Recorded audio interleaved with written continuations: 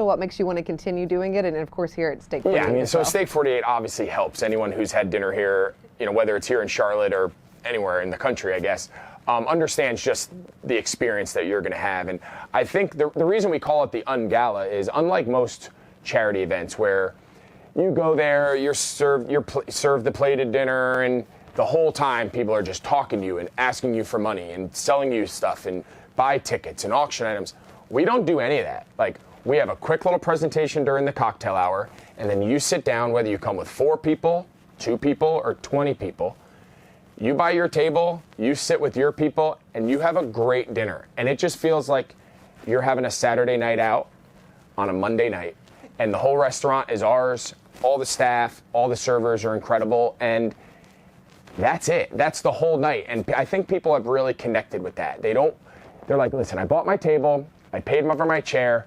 Let me just enjoy my time with my friends. Let me mingle, let me connect, let me network with some really interesting people from around the Charlotte community. And I think that's the element that people can continue to want to come back and experience. And we're thankful now that we're able to do it now for the 3rd year. Yeah, and speaking of the community, obviously you played here. Charlotte is home for you, but to continue to have the support that you have from the community, whether it's sponsors or people buying a ticket or old teammates showing up or new guys on the Panthers, what does it mean just to continue year after year have that type of support? I think anytime you do what we do here in the community, you always fear like at some point do people move on? Like do they get over it? And they're like, all right, we're going to move on. There's another really cool project or another cool initiative that we can throw our weight behind. And we're just constantly reminded, how much people understand the work that we do and understand the value of supporting Levine Children's Hospital. Not just their cardiac program, because obviously that's what we support, but just the entire hospital in general. I mean, I always say it's the best place you hope you never have to go to. And unfortunately for a lot of families here in Charlotte, that's not their reality. It wasn't our reality. We needed it. We relied on it at our hardest times. And we're grateful for that it's there. We're grateful that it's continued to grow and continues to get the support of the community. And for as long as we can, we're going to do everything we can to make sure they have all the resources and that they have everything needed to provide the next families that come behind, for the last 10 years and for the next 20 years. Unfortunately, there's going to be other families just like us that need that care. And our goal is that hopefully they get better care than we got. And if we can continue that pathway forward, mission accomplished. And last year, this event alone raised $275,000. That's to help, I think it reached at least 60 families for the in-home nursing. So just to know that this event has the potential to raise that much money this year and more, what does that mean? Yeah, it's pretty incredible. I mean, for one night and a couple hours to be able to make, over $500,000 just in the first 2 years. And if we just continue to grow, we continue to grow that number every year. And listen, it goes a long way. Healthcare is very expensive, right? It's, when you tell people, all right, you want to provide, impactful care, we don't want to just touch them. We don't want to just see them, okay, this one time, okay, that's a family served. That's not a family served in this world. To serve these families, you need to be there for a lifetime. From the moment these babies are born all the way through adulthood, we will see them through the Hardest Yard Congenital Heart Center. They're going to be patients of ours for their entire lives through adulthood. And it's very expensive. And to be able to attract great doctors and to be able to attract great cardiologists and nurses and specialists who allow us to build a neurodevelopment clinic. It takes a very special person to run that clinic. We had to go out there and attract them and recruit them and say, okay, we have a world-class facility. We have the funds and the resources and the support. Leave your current job to come build this here with us. That takes a lot. And dollars don't go as far in the medical community as they do maybe in some other causes. And I think that people understand that in today's world. So we are, again, for this event to raise what it does, and we have 5Ks and golf outings and the Ungala here at Steak 48. We have a lot of ways for people to connect with our foundation, and we're fortunate that we have a lot of ways to raise money to, in essence, support the Children's Hospital. Yeah, and I think sometimes families don't realize the expense until they're in it, and then it's like, wait, my child needs this help, but it costs what? And so just to know that you're providing that support, whether it's just resources, it's someone being there, it's the facilities that you're building, what does that mean to you and your family to know that? Because, look, a regular doctor's visit, you don't know what you might be hit with, right? And you're like, that costs how much, and my insurance only covers this much, or if you Exactly don't right. have insurance, or whatever it may be. So to provide that resource, what does exactly, that mean? and the entire goal of the Hardest Yard initially was the in-home nursing program that you touched on, and the way that was set up from the beginning, we were very clear. There is no application process. If the doctors deem you medically eligible for this, meaning your condition, you need this is a impactful service to you, it's covered. You could be the richest person in Charlotte, you're covered. Like we were not going to get into that game of well, you got to apply and we'll look at, no, like if you need this care, we're going to give you this care, because we understood firsthand, whether you have the resources or not, it's a very trying time. And to be able to take that little bit off their plate makes a really bad situation maybe slightly better. And you're never going to make all the people's pain go away. You're never going to make all the people's stress and anxieties and worries ever go away. But if you can just make it go away a little bit, that was always our goal. And to your original question, like connecting with these families, the story I always love to tell, we have a 5K every spring. And again, something small, but I'll never forget, a couple of years ago, a mom came up to me, and she had her shirt on, and she had a congenital heart baby, and the newborn was home.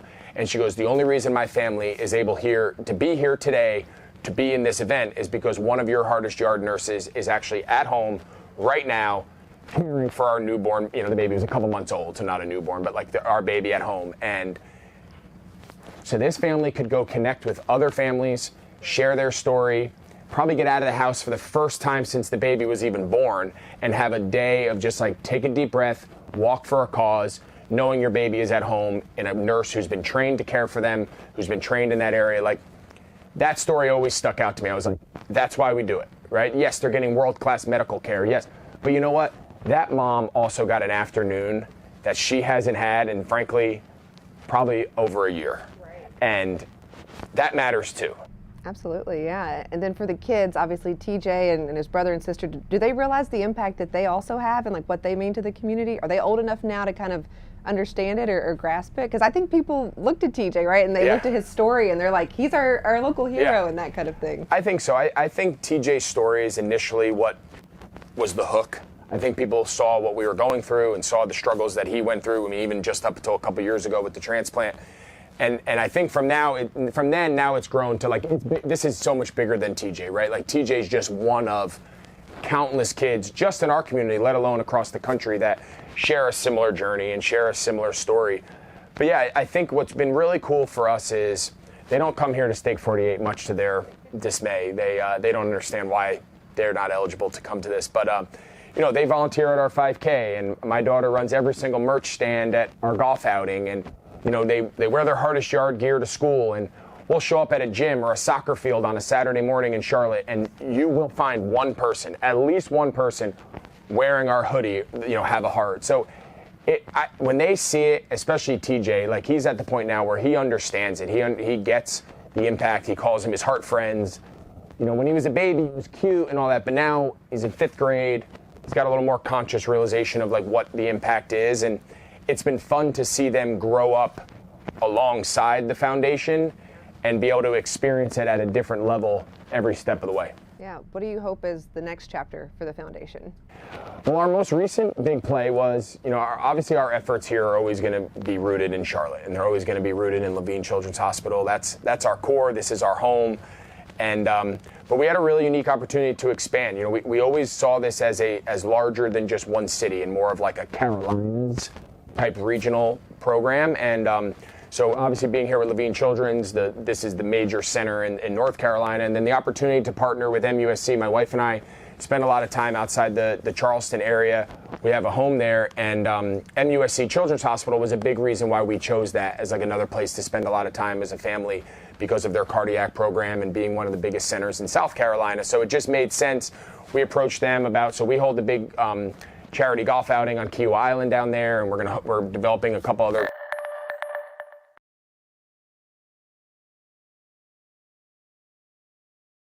Was touched by this incident. They also noted that their players, coaches, and staff are all accounted for at this point and safe. We, however, note that this is a fluid situation, so all that we are sharing now may change as the hours go ahead. We've also received a call from the White House that offered all federal assistance in the investigation. We had federal agencies present today. We appreciate that, and certainly in the days ahead and the hours ahead, we will make sure we continue to do this work. I will say personally, first, a thank you to the women and men of law enforcement, to the women and men who work with the Kansas City Fire Department and our other agencies. When the shooting started, I, like many others, ran for safety. I saw a number of agencies, including the Kansas City Police Department, officers with guns drawn who were running towards danger. We thank them for that. As I was leaving the scene, I saw members of our Kansas City Fire Department administering aid to folks who were seriously injured without concern for the shootings and the challenges that were near them. This is absolutely a tragedy, the likes of which we would have never expected in Kansas City, and the likes of which we will remember for some time. However, I want to say thank you to those who are making sure that we are safe today, those who are investigating this incident, and those who will continue to make sure that those who committed these acts today are brought to justice. We'll come back for some questions at the end of the Chief's comments, but now the Police Chief, Stacey Graves. Chief Stacey Graves, Kansas City, Missouri Police Department. At the conclusion of the Chiefs rally today, there were shots fired on the west side of Union Station. Immediately, officers responded to the area, took 2 people into custody, and also immediately rendered life-sustaining aid to those victims. We're still gathering information on the number and the status of victims. But like I said, we know that one of the victims is deceased. We also know that officers ran towards danger. Officers were there to keep everyone safe. I'm angry at what happened today. The people who came to this celebration should expect a safe environment. We had over 800 law enforcement officers, Kansas City and other agencies, at the location to keep everyone safe. Because of bad actors, which were very few, this tragedy occurred, even in the presence of uniformed law enforcement officers, who again ran towards them and took them into custody. To the people who were injured in this tragedy, our hearts go out to you and your families. This investigation is just beginning, and we are working safely to clear all surrounding areas and businesses. This is still an active investigation. We will continue to keep you updated. We will keep you updated on Twitter and most likely a follow-up press availability. Did you have anything? No. One of our victims has been declared deceased. We have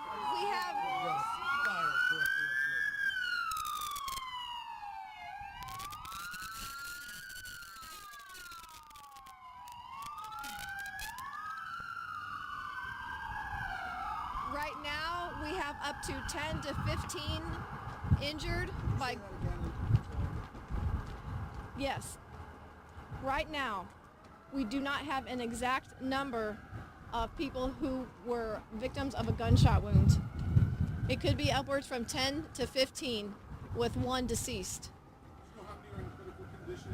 I do not have conditions on our victims just yet. Any believed to be children?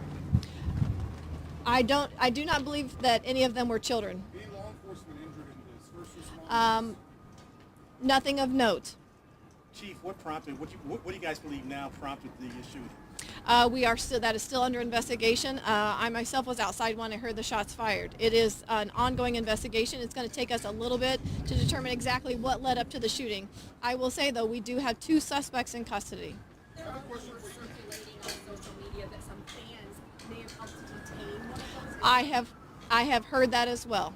I have heard that fans got involved in the apprehension or the pursuit of one of the suspects. I cannot confirm that right now, but that is something that I have heard myself. Yes? The response time, because you say 10 to 15 hostages shooting, there was 800 officers there. This happened pretty quickly. So can you talk about when this started, sort of the timeline from there to the point where your officers responded to the point where you had KCFD helping to Absolutely. your first aid? As soon as the rally concluded, there were shots fired on the west side of Union Station.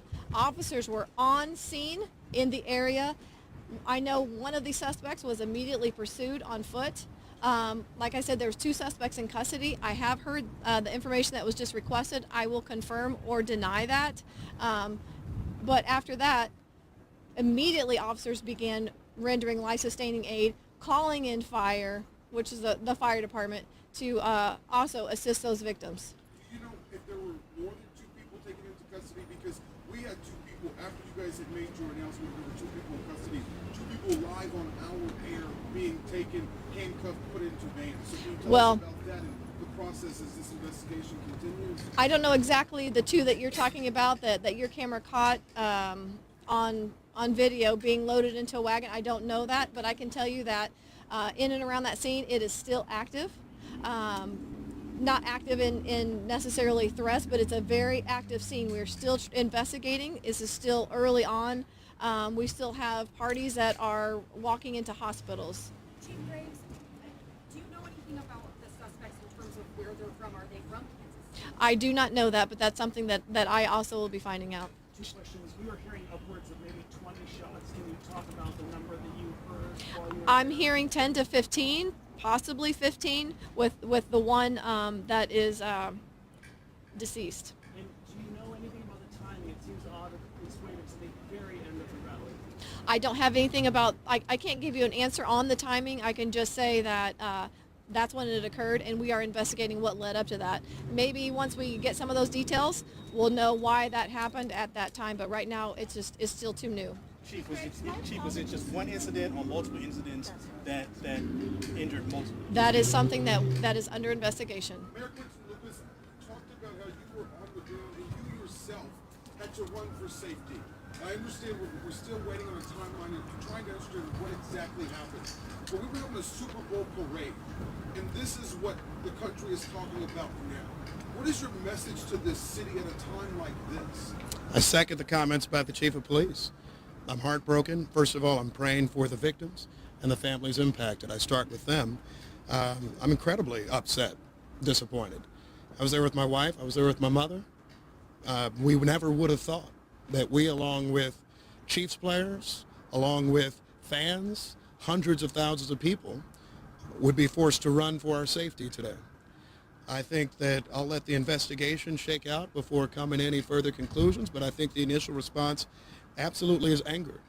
You know, we have done a number of these now, and this is a day that a lot of people look forward to, something they remember for a lifetime.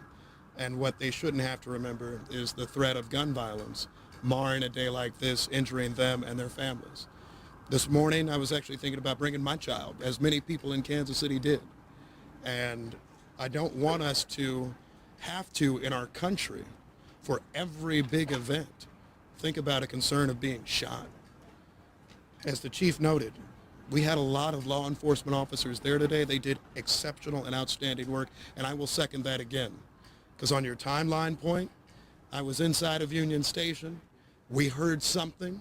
A number of us start running, and I see a stream of officers going the exact other direction, in with guns drawn, ready to address danger.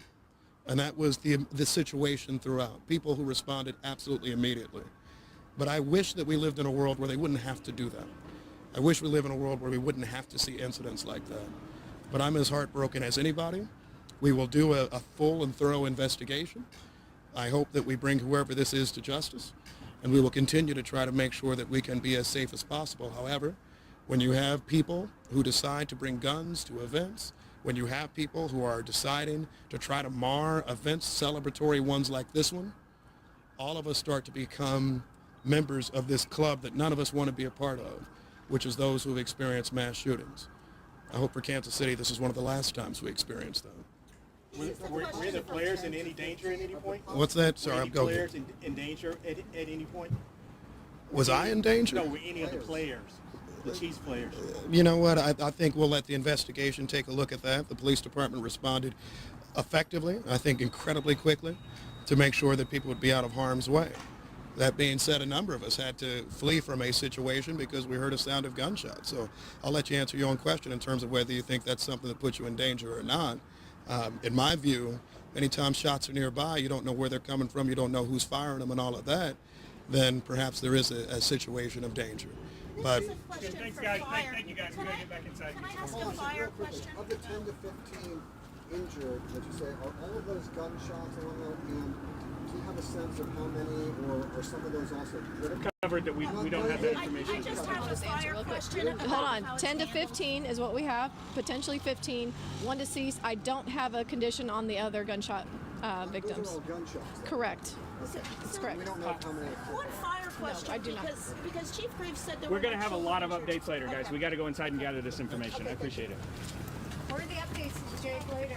Well, just look on Twitter. I just have We're one. gonna I post just have all one. things I on just have Twitter. one. I I'll just keep have you updated on Twitter. Excuse me. Yeah. I just have one thing to say. This is not Kansas City.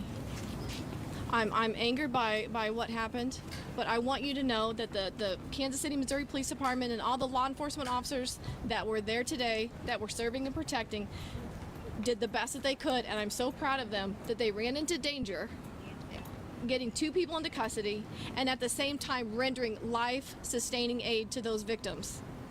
We were here for a safe celebration, and because of 2 bad actors or more, it is why we're standing here today. We will recover as a city. My heart goes out to our victim who is deceased, but your police department stands ready, and we are invested in the safety and betterment of Kansas City. Thank you. Do you think there might be other suspects? We'll send you guys more updates on Twitter, okay? Follow the Twitter account and we'll put the updates that we have on Twitter. We'll update you guys if there's going to be more news releases, okay? Thank you. Officer Gonzalez, is the victim a male or a female? We don't know. We'll get you updated. All right, so you've been watching live there, a press conference from Kansas City, the latest on what Kansas City Police Chief Stacey Graves telling us about what they know, deadly shooting there at the Kansas City Chiefs celebration for the Super Bowl parade. Yeah, 1 person dead, up to 15 people injured, still working to figure out their conditions. Both the mayor and the police chief said there were 800 law enforcement officers there She's for the parade. driving home the fact that they were there, they rendered aid quickly, they were there for people's safety when shots rang out west side of Union Station. Very big scene there in the middle of a major celebration. So absolutely heartbreaking, and they are still investigating this, obviously, as this is developing very quickly. Yeah, and we'll have more starting on the news at 5 o'clock. All right, guys, thank you. We are going to start with the chaotic scene that's coming from Kansas City. We've learned in the last hour, as you just heard, 1 person dead in that shooting at the Chiefs Super Bowl parade and the celebration that really just got done. People were still celebrating, I do believe, but obviously no one expected something like this to happen today. Yeah, we thank you for joining us here for the news at 5. I'm Vanessa Rufus alongside Colin Mayfield here. We are seeing updates both coming on live, which we just carried on the air, but also coming on social media. We saw that police writing on X and also driving this home as well during their live briefing. We just saw multiple people hit by gunfire at Union Station. That is a functioning Amtrak station. We were hearing from officials. This was as all of the festivities were starting to wrap up. Initially reporting 10 people hurt. We're hearing it could be between 10 to 15, possibly as many as 15 who were injured. And authorities say 2 armed people are in custody at this hour. Let's go ahead and take a look now at the reflections that we are seeing from some major players in this, what was supposed to be a celebratory event. Right. Several members here. Yes, Kansas City Chiefs, yeah, you can see obviously they were a part of the celebration today, including the star quarterback Patrick Mahomes. He was sharing condolences already to the victims tonight. So let's listen into some of the soundbite that we heard from the press conference just moments ago. as I was leaving the scene, I saw members of our Kansas City Fire Department administering aid to folks who are seriously injured without concern for the shootings and the challenges that were near them. This is absolutely a tragedy, the likes of which we would have never expected in Kansas City. I'm angry at what happened today.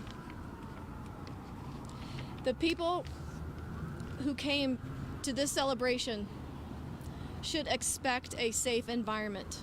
We had over 800 law enforcement officers, Kansas City and other agencies, at the location to keep everyone safe. And we did hear somebody in the crowd ask the chief there if a potential spectator took down one of the suspects.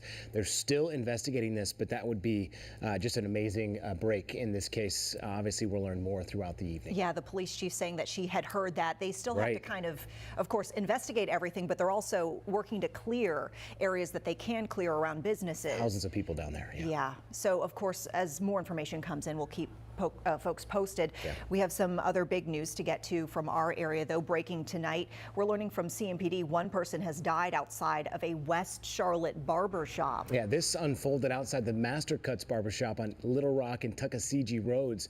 The owner tells WCNC Charlotte a client was waiting for a haircut when a car drove. And scamming people looking for love online for a long time. Yeah, WCNC Charlotte's Jane Monreal spoke to a security expert about what you need to look out for so you're not left asking, where's the money?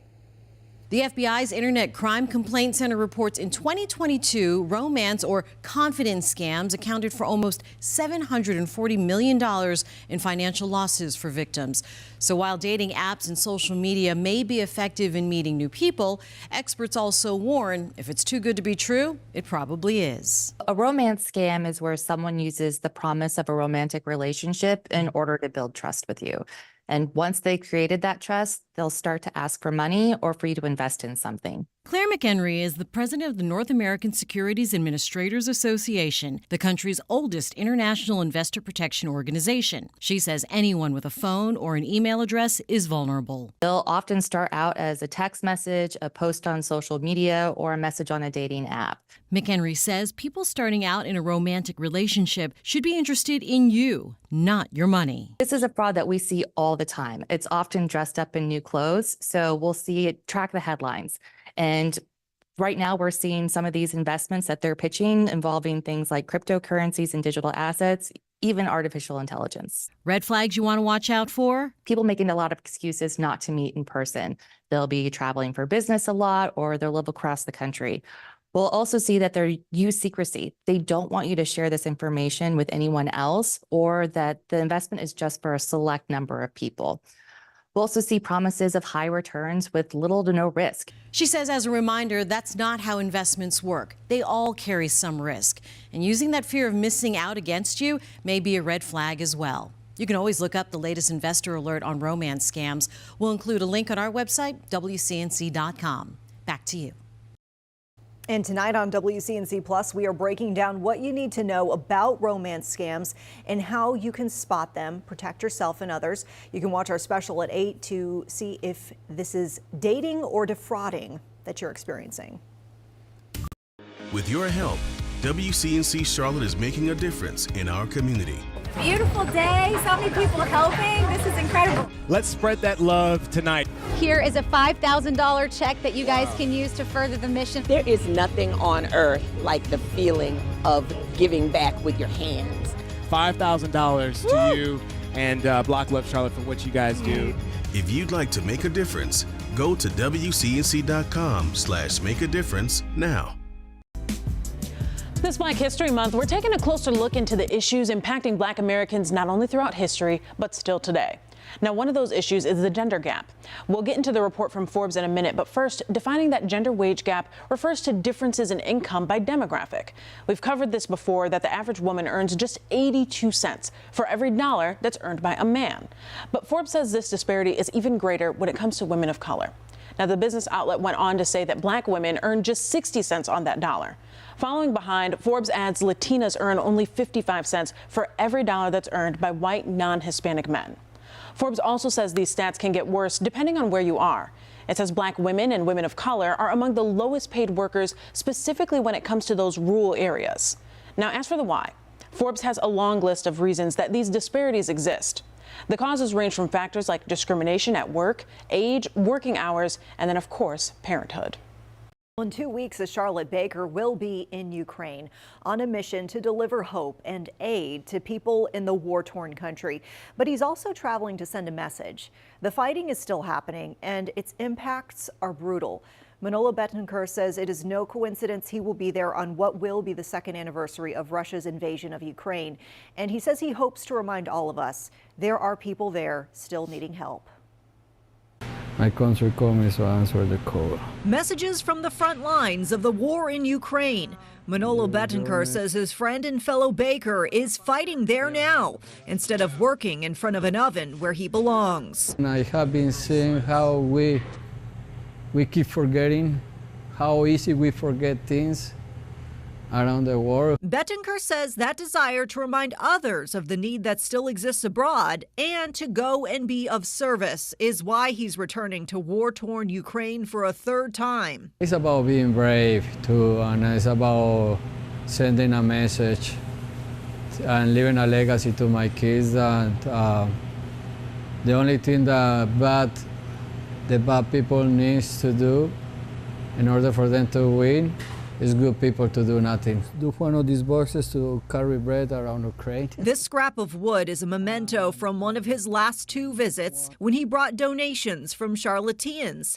helping rebuild ovens in a Ukrainian bakery and securing a van to deliver bread to those in need. Betancourt says his empathy for those suffering through war comes from his young years in a conflicted Colombia. I know how tough the war is because I felt the war myself, because I had seen the tears of my Colombian kids, and I had seen the grandmas and the widows and the blood.